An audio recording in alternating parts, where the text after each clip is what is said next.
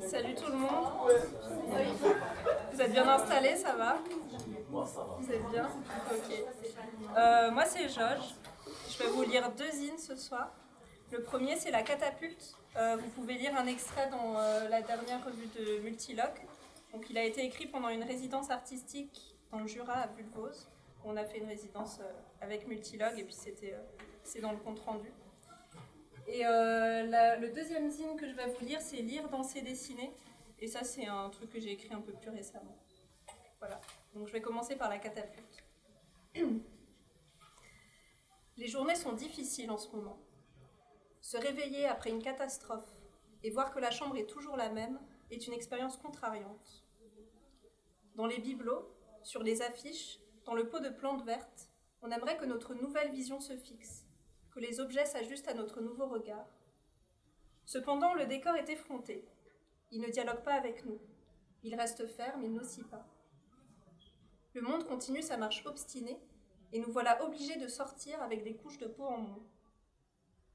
Le monde est brûlant quand on se sent vulnérable, on n'est jamais préparé à rien, et pourtant tout arrive sans nous laisser de répit. Reprenons. Je me réveille, la chambre est la même, le monde avance.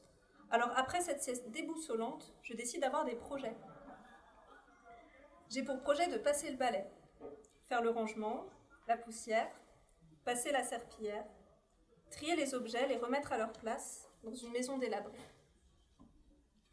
Il ne faudrait surtout pas oublier de demander aux invités de ne rien toucher, de ne surtout rien déplacer, ne surtout pas tenter d'ouvrir une porte, car il n'y a plus de fondation.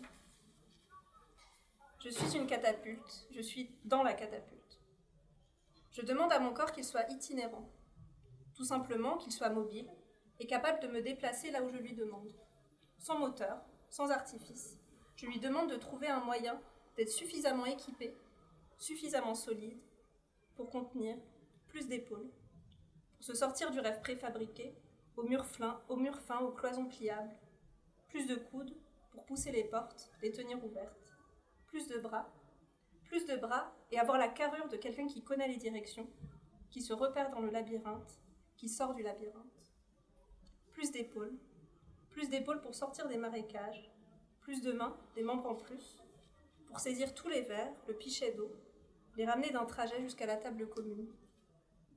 Plus de mains pour serrer d'autres épaules, prendre des mains dans toutes ses mains, leur dire « je comprends ». Un corps plus large, plus solide pour pouvoir être itinérant, fait pour la marche, suffisamment lourd pour empêcher la fuite ou la dispersion. Plus de mains à secouer pour les adieux, plus de bouche pour parler, sourire en même temps. Une gorge plus large pour laisser enfin glisser l'excroissance qui s'y loge, l'expulser en une toux incontrôlable, me permettant de douter à voix haute. Plus d'yeux, pour une vision certaine de ce qui va se dérouler. Plus de paupières à ouvrir face aux signaux et leurs conséquences. Finalement, plus de dos pour s'allonger confortablement, tenter de déchiffrer les étoiles dans un ciel déjà trop clair.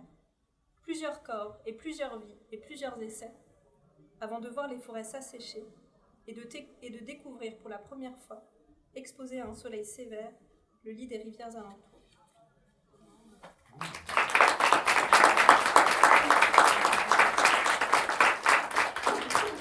Ça, c'était La Catapulte. Il y a juste un tout petit morceau dans Multilogue, mais il n'y a pas tout le contexte, alors vous avez le contexte. Et donc ce zine, c'est Lire, danser, dessiner. Il est un petit peu plus joyeux. C'est un zine de bonnes nouvelles qui a été écrit pendant la saison du Scorpion. Alors pour ceux qui ne sont pas familiers avec l'astrologie, la saison du Scorpion, c'était il n'y a pas trop longtemps. Je ne sais plus les dates exactes, c'est pas très important. Ça a été écrit en novembre en tout cas. Peut-être que j'aimerais arrêter d'être intense, mais c'est comme m'arracher un bout de bras. Devoir choisir une nouvelle main à la bibliothèque des doigts. Ça devient nécessaire de ne plus être submergé par cette intensité lorsque, malgré tout ce que je soupçonne, même si je sais qu'il y a des conversations souterraines auxquelles je n'ai pas accès, malgré le sort qui est décidé sans moi, j'y retourne 1 fois, peut-être 2 fois, même 3 fois par semaine. Je remonte des avenues à toute vitesse, je planifie des heures de trajet, je me laisse tirer par la veste. C'est ça, il faudrait arrêter d'être intense, puis d'avoir besoin de me cacher les mois suivants par honte de tout ce que j'ai exposé. Chaque matin, chaque soir, je me répète comme une prière, doucement, fais les choses avec soin. C'est comme demander à un chat de prendre un bain. On sait qu'il en ressortira net et sans trace des rues sales où il a traîné, mais en même temps, c'est contre sa nature de chat qui déteste l'eau. Je déteste l'eau. Je veux boire du sirop. Je veux négocier et me bagarrer, contraindre et être contrainte avec tendresse extrême, et tant pis si j'ai l'air affamée, car sans cesse je demande, mais nulle part je ne supplie. Est-ce que je veux vraiment arrêter d'être si intense ? Est-ce que j'ai vraiment envie de retourner ma peau et étudier ce qui est inscrit ? Je pense que c'est illisible. On a beau parcourir les livres New Age qui font le lien entre les douleurs dans le corps et les bleus dans l'esprit, je suis persuadée que ce qui est écrit sur la chair est indéchiffrable, n'est pas fait pour être lu, juste distraitement écouté. Alors je me permets.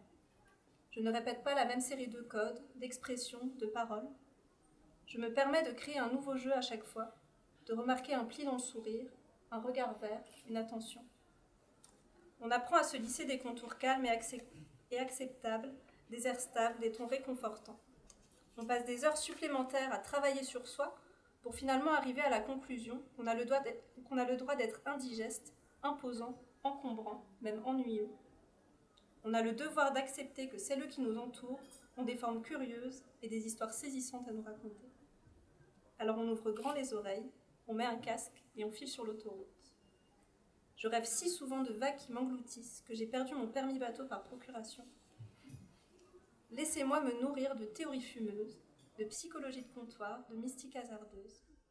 Je me laisse rire fort, prendre la place qu'on nous refuse lorsqu'on fait partie des invisibles, m'affirmer, me démener et donner, donner, donner jusqu'au poignet douloureux, jusqu'à la mâchoire épuisée de trop sourire. En réalité, j'aimerais arrêter de me prendre pour un meuble à tiroir dans lequel on trie des émotions, d'être une chambre à ranger, un sol sur lequel passer la serpillière. Je suis pleine de doutes, et je réalise qu'être adulte, c'est comprendre que ça ne nous concerne pas, qu'on est si peu capable de tenir les rames. Je veux lire, danser, dessiner, et rejouer mon adolescence jusqu'à ce qu'elle sonne juste.